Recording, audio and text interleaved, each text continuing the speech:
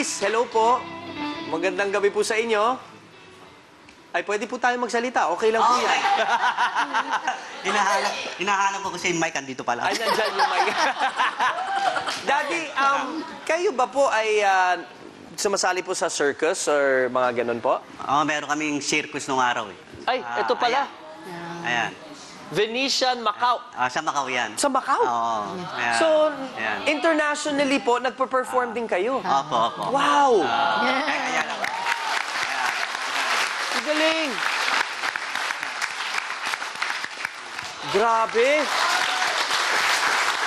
Hindi ba po mahirap na umalis sa ibang bansa para umano ng circus, magtayo ng circus? Ang mahirap doon yung maiiwan mo yung pamilya mo.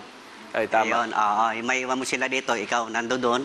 Opo. Pero although na ganun talaga ang buhay natin, di ba? Na kailangan maghanap Sakripisyo, buhay tayo. eh, Sakripisyo no? Opo. para sa kanila. Para sa kinabukasan din naman ng Para mga sa bata. mga anak ko. Kasi sa totoo lang, 6 yan eh. 6? Pero Lahat ba sila sumasali sa circus? Yung mga ibang anak ko, still cocker yun. Wow. Namana din nila. Pero siya ang pinakamatindi sa lahat. Yan. Ito? Ayan. Di ba? Ang sarap pakinggan na alam mong yung nag-train sa'yo una sa lahat, daddy mo. Tapos ang pinaka-supportive at #1 fan mo ay yung ama. Ang galing naman nun.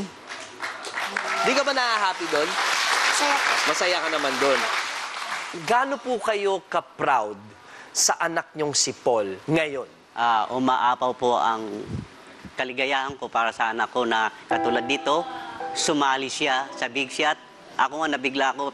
Siya mismo nagsabi na, sasali ako, tatay, para sa ano. Yan ang gusto ko, tay. Yan ang masarap eh. May confidence na ang anak mo sa 10 years old pa lang, tsaka masipag kasi lagi nagpa-practice. Pero alam mo, kami lahat dito, excited na kami dahil alam namin magpapakitang gilas ka dito sa Unicycle. Watch the episodes and clips of Little Big Shots only here on ABS-CBN. Subscribe now to be updated weekly.